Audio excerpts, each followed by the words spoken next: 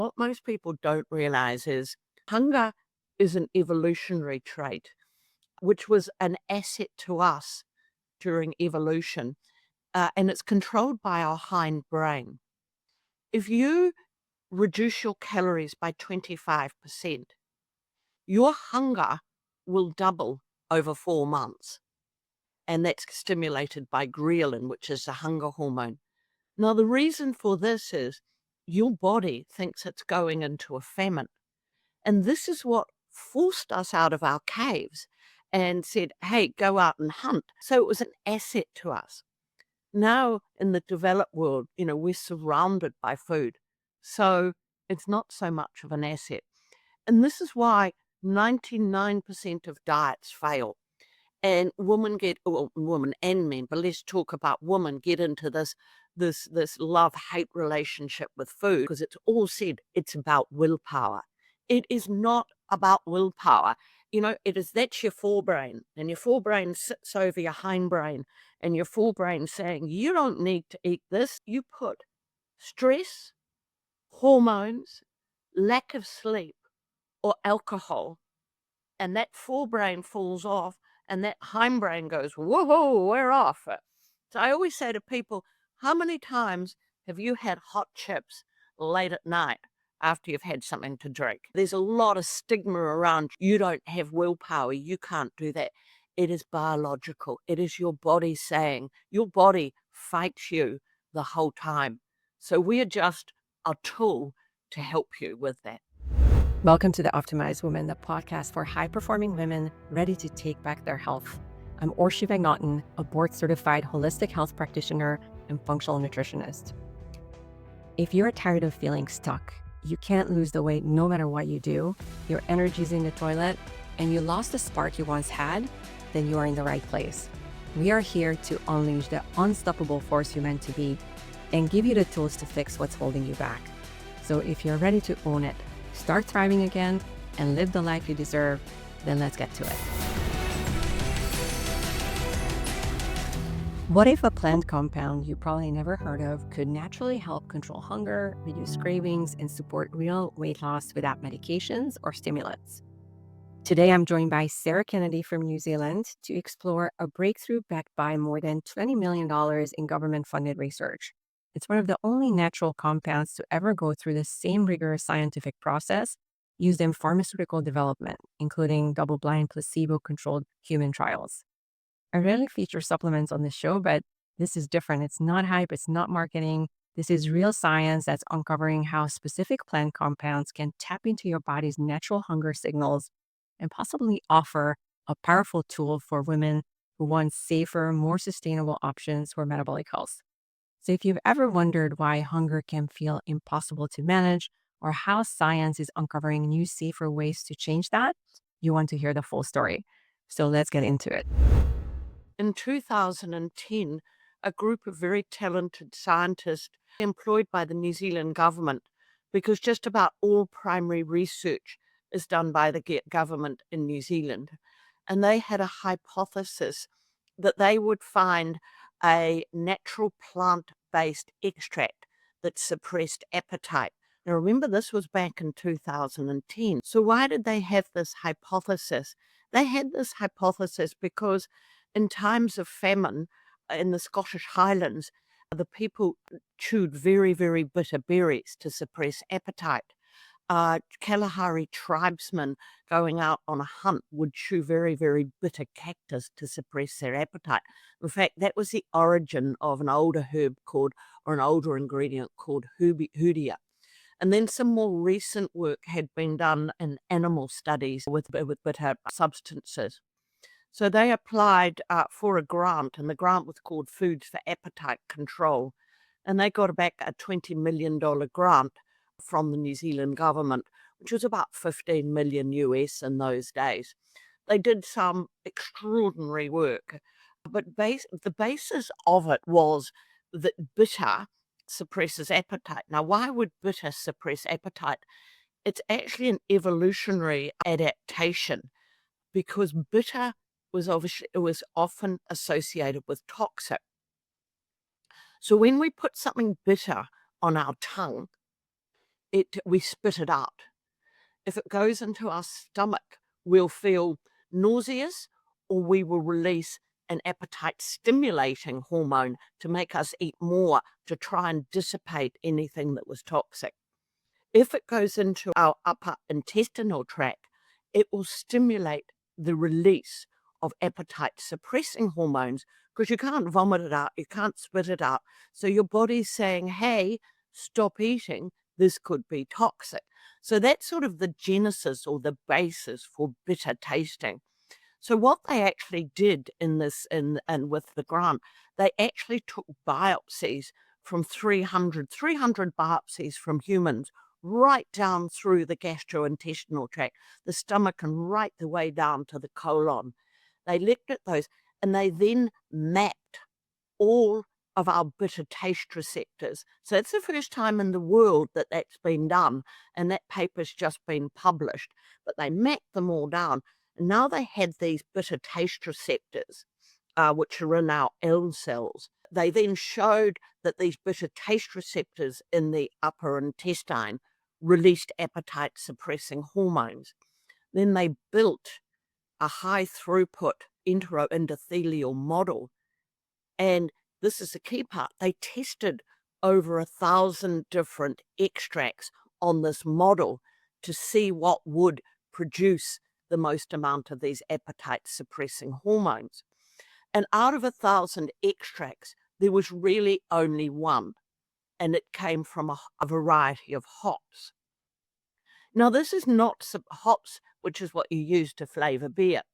Now, this is actually not surprising, because if you think about it, if we reacted to all bitter things, we'd have a cup of coffee and stop eating. So it really has to be potent. So they found this one plant extract that did it.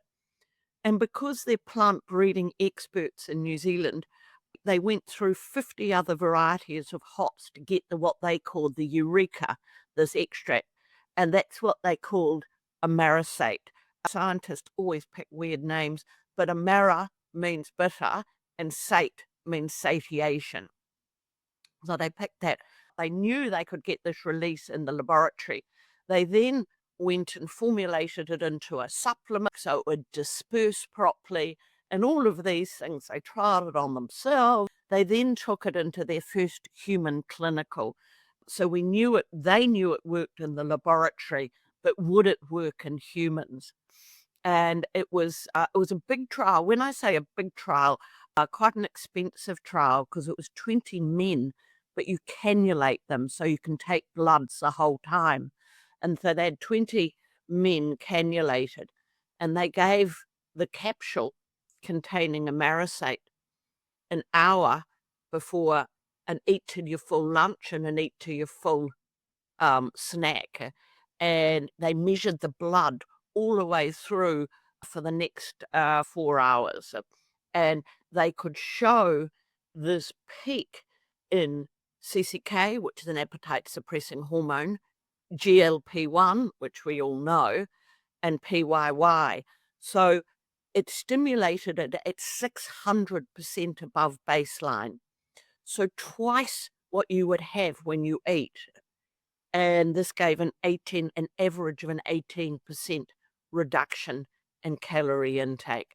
So we then knew that we could super stimulate these L cells and spike these three appetite suppressing hormones with a reduction in calories. And this lasted for 4 to 6 hours. Now we knew it worked in humans. So this was all over actually 5 years, and then was presented in 2006. That's when I was approached to say, hey, and this is what happens.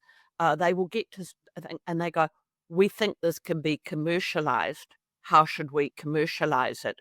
And they approached me and said, what should we do? And from all my years in nutraceuticals and supplements, I had never seen this amount of science on, in a category.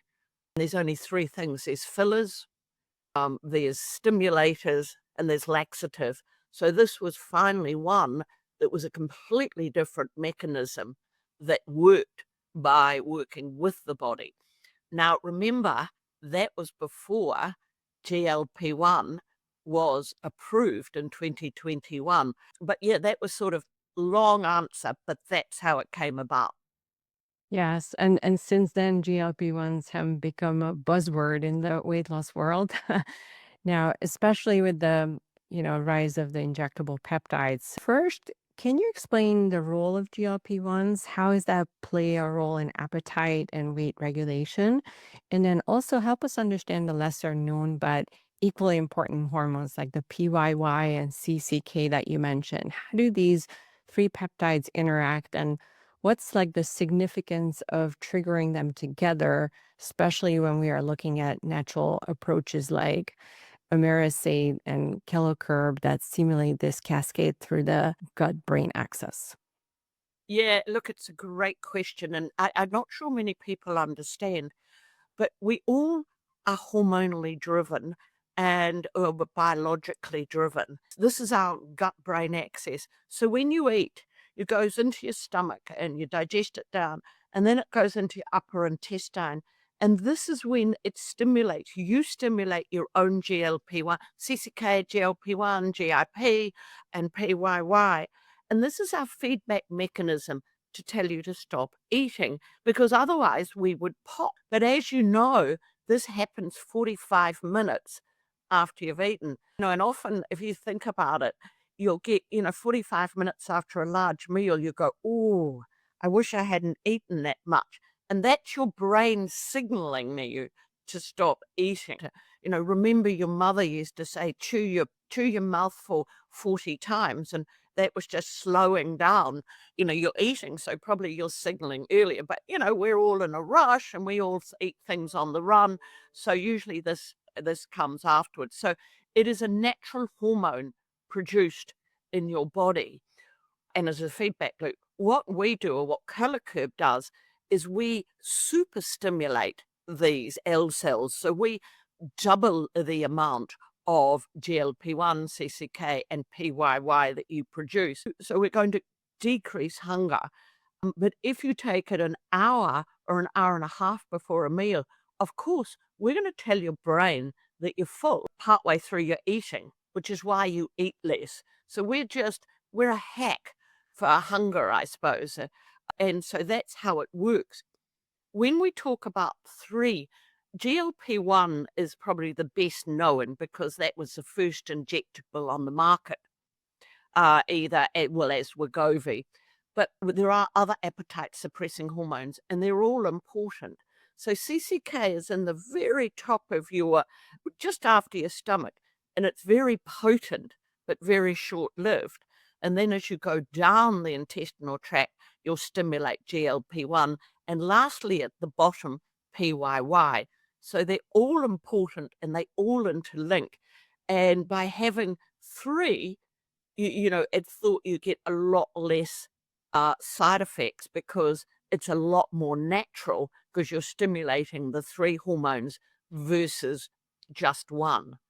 The other one that I like was CCK, and why gastrointestinal doctors are very excited is it actually squeezes the gallbladder. It stimulates the gallbladder to squeeze.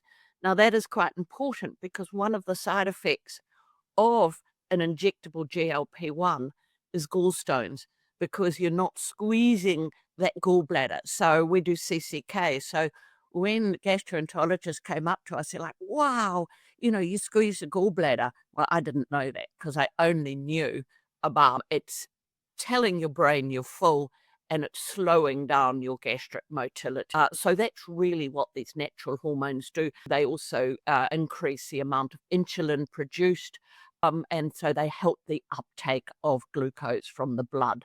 But a big thing what they do in weight management is suppress that appetite. And because Calicut is only focused on the gut, like only focused, less than 1% is in the bloodstream. We travel all the way down and we're firing these L cells as we go down, which is why we last for 4 to 6 hours.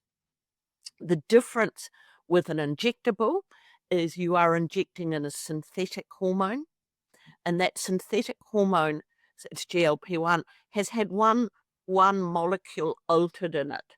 So it lasts for 7 days, not the 2 to 3 minutes that your body has naturally. So you inject it in at a high level, and then it decreases over 7 days, which is fine, but just understand your body doesn't need high GLP-1 when you're asleep. You really want high GLP-1 before you eat or to stop you being hungry. So GLP-1, CCK, PYY are natural in your body. So compared to the injectable ones, just to try to summarize it, the injectable is sort of an artificial hormone replacement in many ways. We are giving you a really large amount of GLP-1s, and it stays in your body for about a week and slowly declines, versus this is a more natural synergistic interaction with your gut, your entire GI tract, and the way your stomach's supposed to function and secrete all the gastric juices, and the whole process is more natural. So you take it about an hour and a half before you eat. Then by the time you eat, you're not hungry, and you eat about half the food that you would know, or maybe 30%. I don't know. There's about 18% less calories, and Okay. you just feel full faster. And the other thing is, it lasts for longer. So for people at after dinner snack, you finished your dinner and you're sitting in front of television, it's like, oh, I'll have something sweet. That really helps for that after dinner because it lasts for 4 to 6 hours, and you're full. Your brain's telling you you're full. And I always say I take mine, I intermittent fast, so I take mine about 8 o'clock in the morning. So morning tea, all of those things, I can just walk past. I don't need that muffin. It's just a wonderful tool to help manage your hunger. So we have done 2 more human clinical trials, and in them we looked at hunger and craving. We did this both in men and women, and I'm the most proudest of the woman because, you would know that women, you normally don't do clinical trials on women, or you don't ever start off with women because women have hormones. And this is really annoying in a clinical trial. So we did this, and we did 3 doses, so placebo, low dose, high dose on 30 women, which means we have to repeat the trial 3 times. So it's in fact 90 women, but it's on 30 women 3 times. But with women, you have to line them up in the exact stage of their menstrual cycle. So you can't do it you've got to line them up on that exact time and on the exact same day of the week. So, because if you did on a Sunday, people's eating habits are different on a Wednesday. So you imagine the calculations. The chief scientist nearly went nuts. And it was during COVID. So it took around 18 months and $250,000. But I'm so proud of it. The results were just stunning and really showed that women are more sensitive to GLP-1 stimulation. So what it was a 24-hour water-only fast, and Calico was given at 16 hours and at 20 hours. Now, why was that? The last 8 hours of a 24-hour fast is when you're going to be the hungriest. We reduced hunger by 100%. So they were no more hungry at 24 hours than they were at 16 hours. Now, remember, that's comparing to the placebo. And then we measured craving, and it was 120% decrease in craving. So they were craving less at 24 hours than they had been at 16 hours. We then gave a calorie counted meal, and at 24 hours, and they ate 14.5% less than placebo. So that's why we say, on average, a 30% reduction in hunger, a 40% reduction in craving, and an average of an 18%. But if you think about it like that, it can really help women during their menstrual cycle. In the luteal phase, or what we call PMS, right, women will on average eat 250 calories more a day. and up to 600 calories more a day.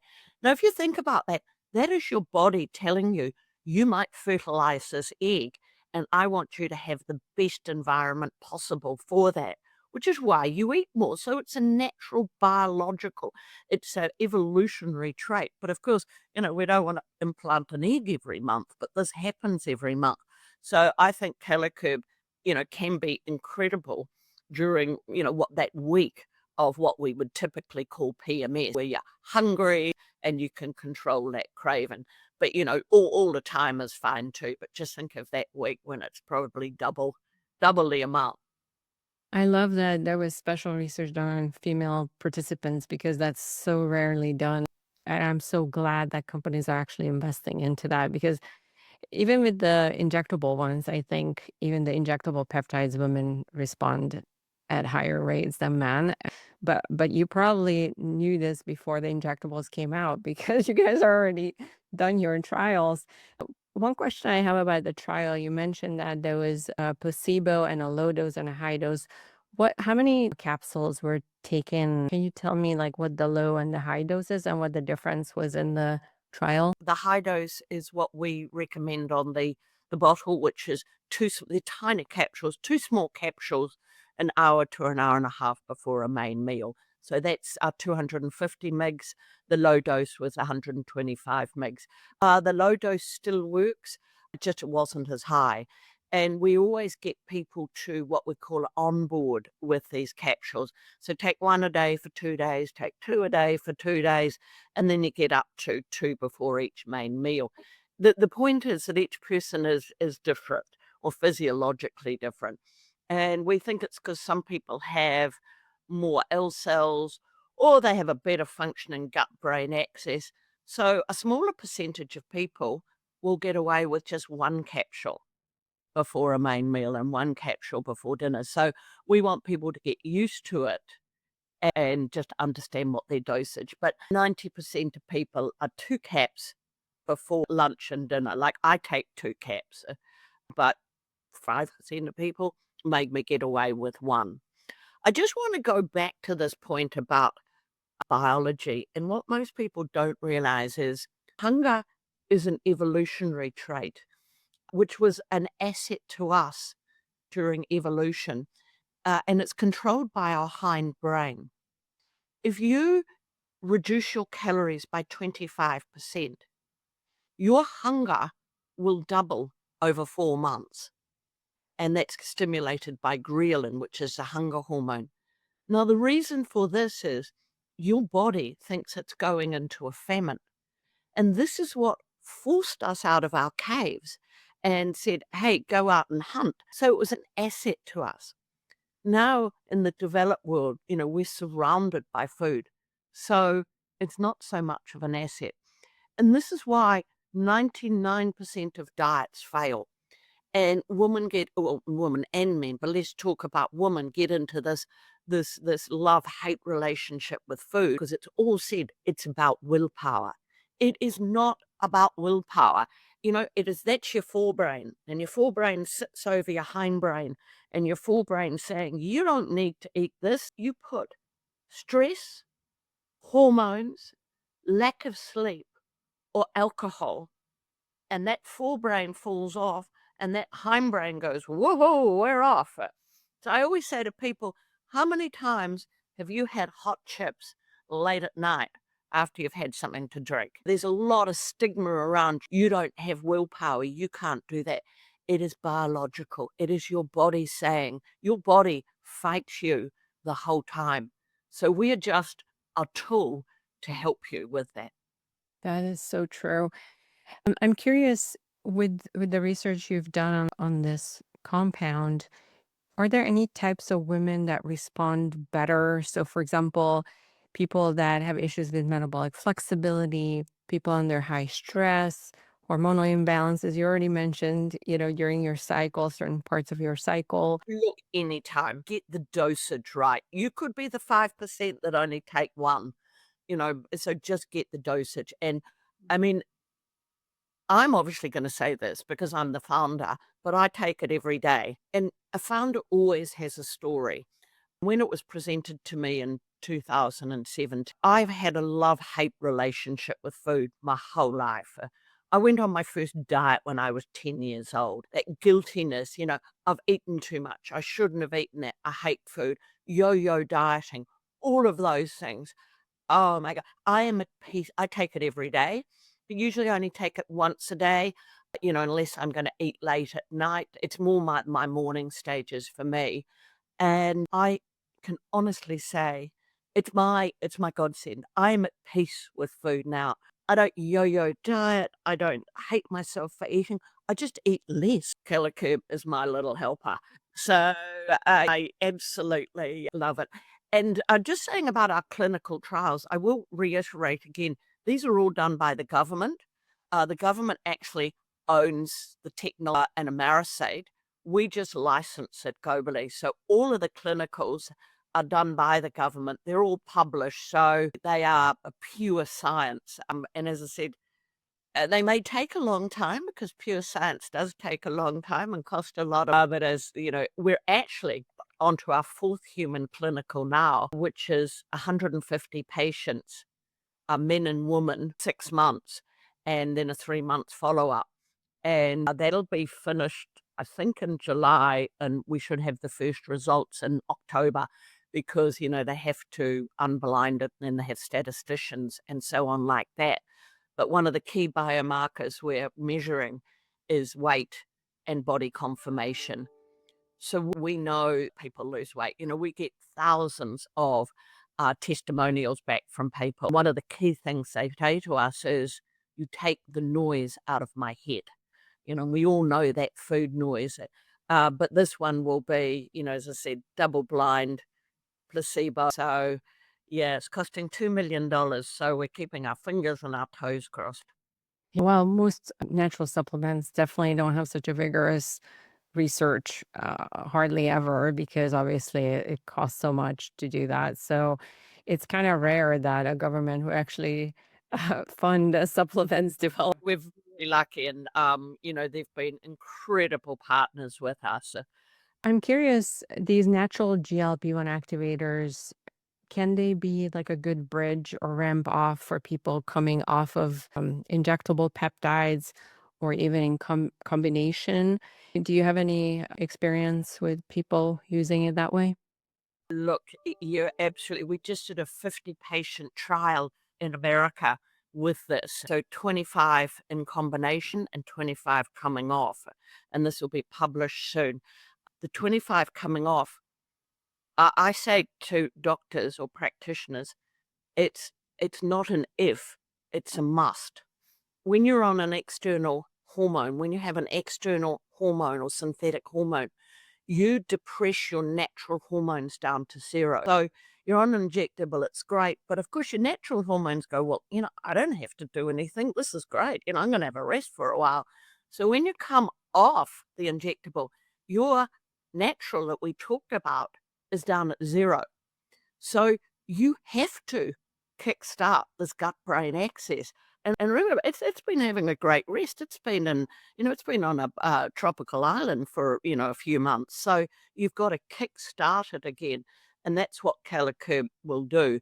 So we recommend in that week you're titrating off an injectable, start taking Calicurb and start doing that onboarding. So you're kickstarting that.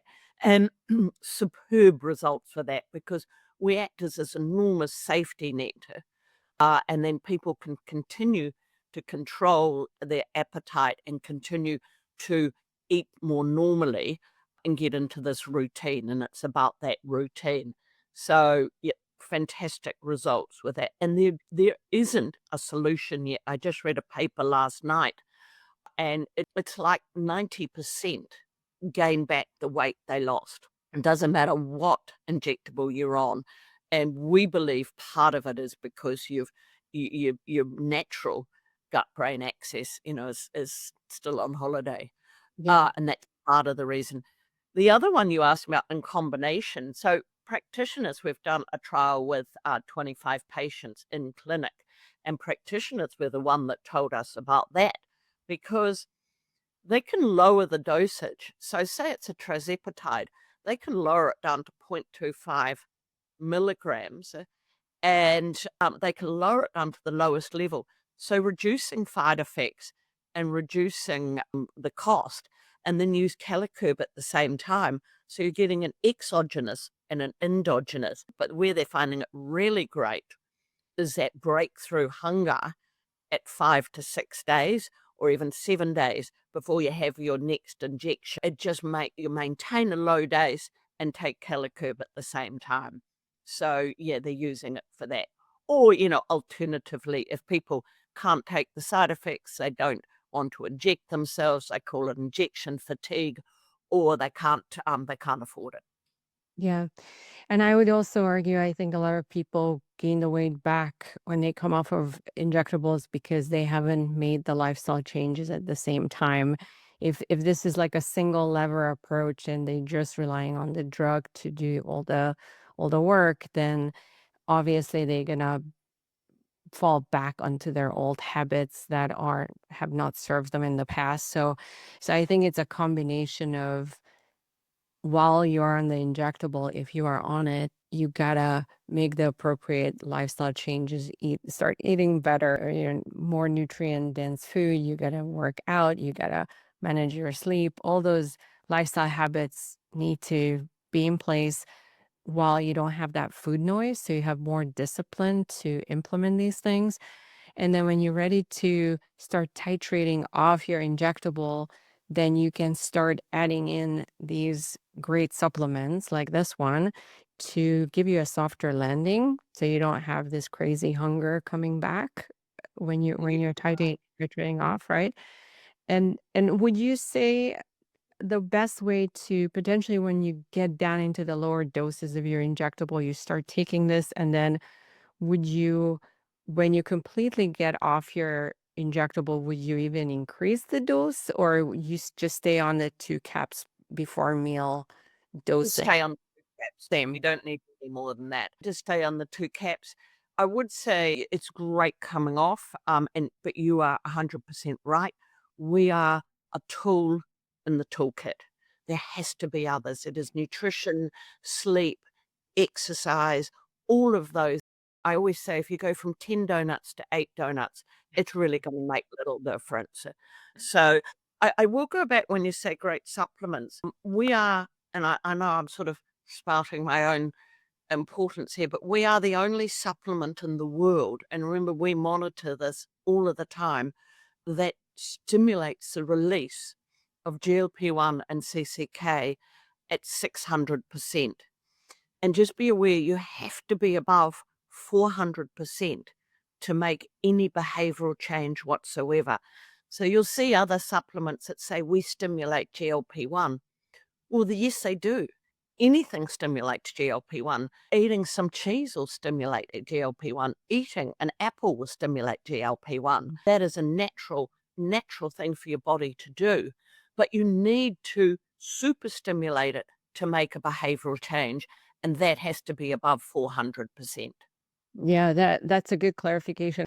I only heard of one other supplement, but maybe you're in the know of the GLP-1 supplement market. But I know Pendulum has a sort of a prebiotic type of combo supplement that have some claims on stimulating that. I don't know. It looks like a different mechanism of action of how that works, and I wonder even taking something like that combination with your supplement, would that be a good stack? Or how would you, first of all, if you can comment maybe on what else is on the market? And secondly, what would be a good stack to take Curb with if you have some recommendations of to make it even more powerful? Absolutely. A couple of things. Pendulum or Archimencia is a probiotic, and Archimencia goes down to the lower gut, and its purpose is it populates the lower gut, and if you eat a non-soluble fiber, Archimencia is supposed to breaks down that non-soluble fiber to something called bitrate, which stimulates GLP-1 release. So it's sort of a one step, two step. They've never actually measured the GLP-1. Probiotics are great for digestive health. So I think certainly an Archimencia will help. It also will take 12 weeks. So we work in an hour. That takes 12 weeks to work. But certainly probiotics are good for intestinal health. I would say, hey, yeah, take a probiotic. I think one of the best, and it's not so much a supplement, is protein. People forget about protein. Protein is so important for, particularly in women getting older. We do have a decrease in our muscles called sarcopenia. So protein will help to keep that muscle mass alongside resistance training. And also people forget protein is a good satiety as well. It fills the stomach and it is a good satiety mechanism, like a whey protein. Women particularly do not get enough protein, and it's quite hard to get enough protein in during the day. You got to have 100 to 120 grams depending on your size. People think, oh, I like eggs. Each an egg is only 6 grams of protein. So even 2 eggs are going to give you 12. You're only 12 grams. You're only 10% of the way there. So how do you get in this protein during the day? And I often think a protein drink is a good way to do that.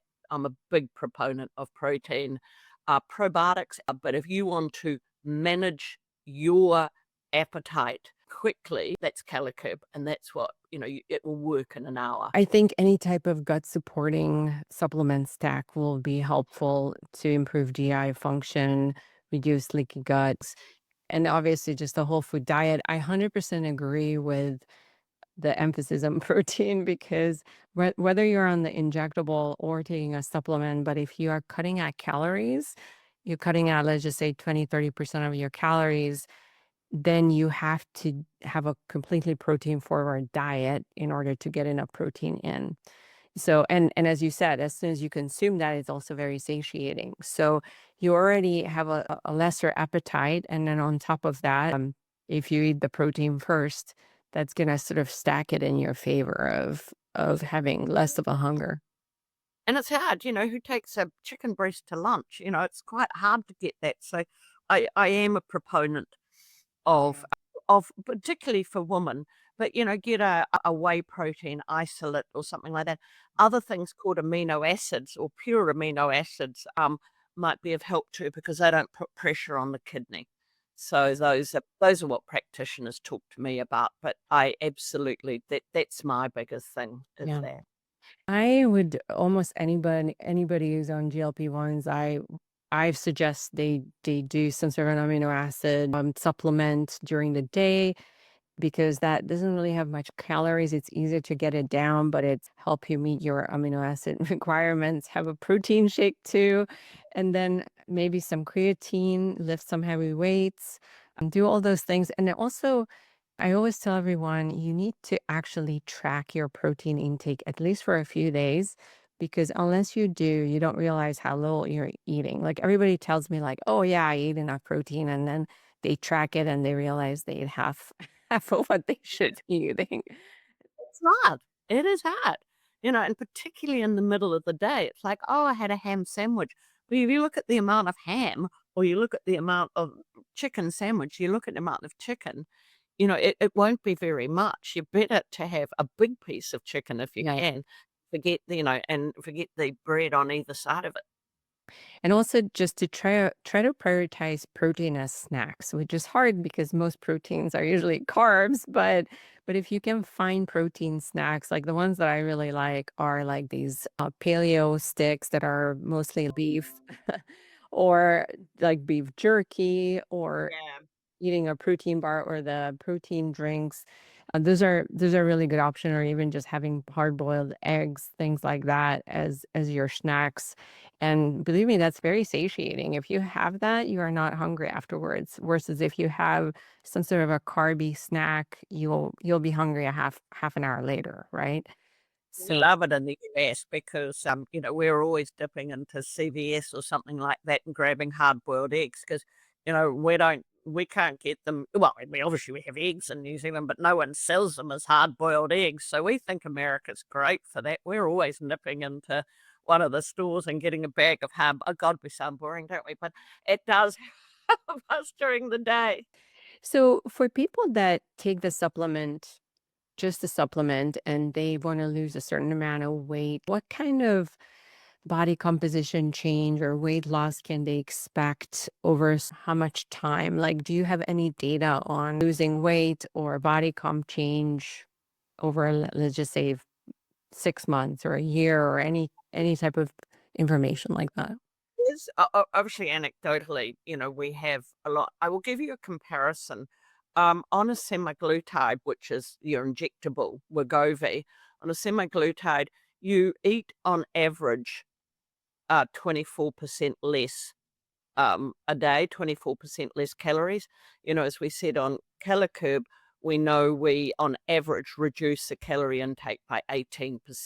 So there's a comparison to that. We will have the confirmed data when this clinical trial comes out on body loss and body composition. The results we've had back is almost all fat loss and no muscle loss. I'm just saying what we've had back anecdotally, and we will have our full clinical out by October. And we measured both weight loss, body composition, blood glucose, liver function, all of those. And what I'm really interested in, and you will like, is at the end of this 6 month, we've measured the GLP-1 prior to going into it and along the way and at the end. And the government scientists believe that we're upregulating these L cells, which have the little bit of taste. So we're upregulating. So we're actually making your gut-brain axis better.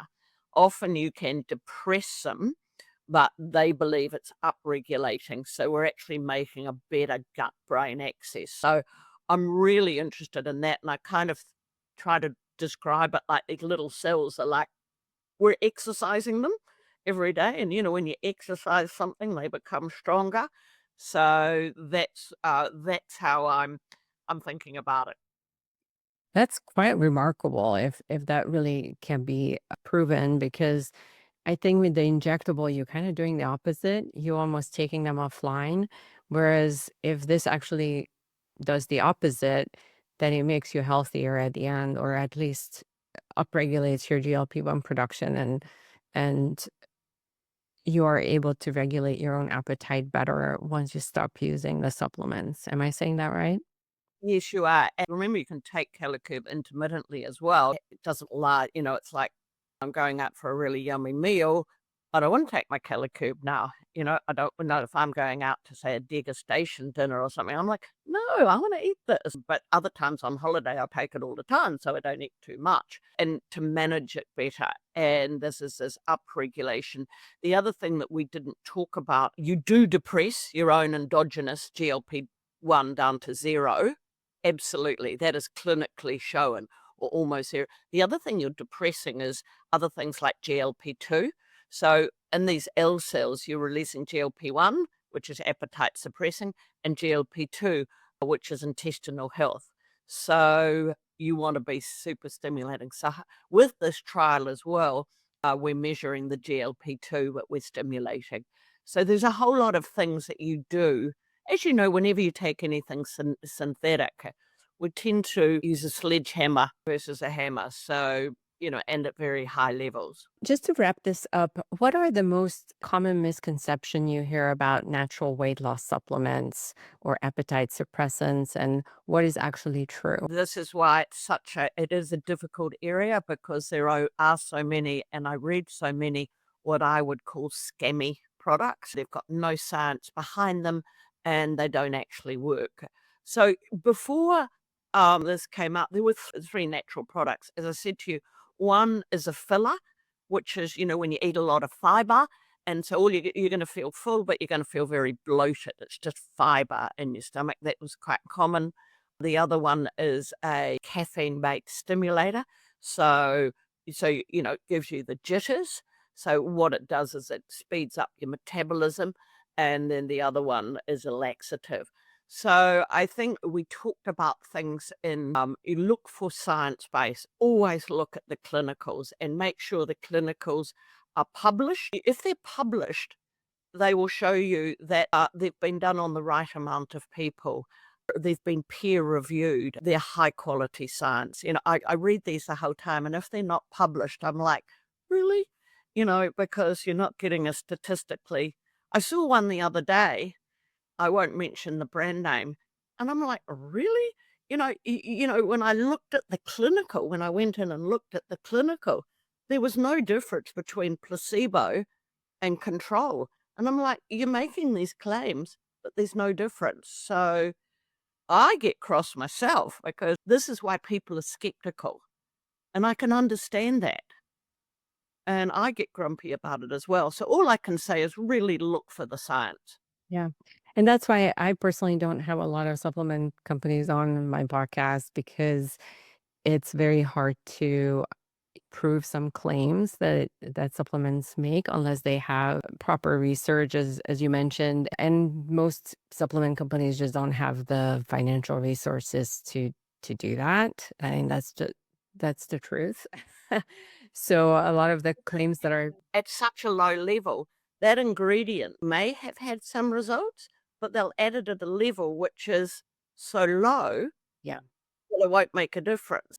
We own the ingredient from source to shelf, and we're supported by the government and with all of this work. So yeah, I do know this. We've almost taken a pharma approach to a nutraceutical, Right. but I'm also very proud of the results, particularly, as I said, the woman clinical we did. Yeah. And because there's only so many nutraceuticals that are strong enough to fall into this category, and obviously worth the spend on research and all the money that the New Zealand government spent on it to do these clinical trials. So what is the best way to get a hold of this supplement? How can people find it and learn more about it? We are on just a look at, and you get all the research as well on www.calocurb,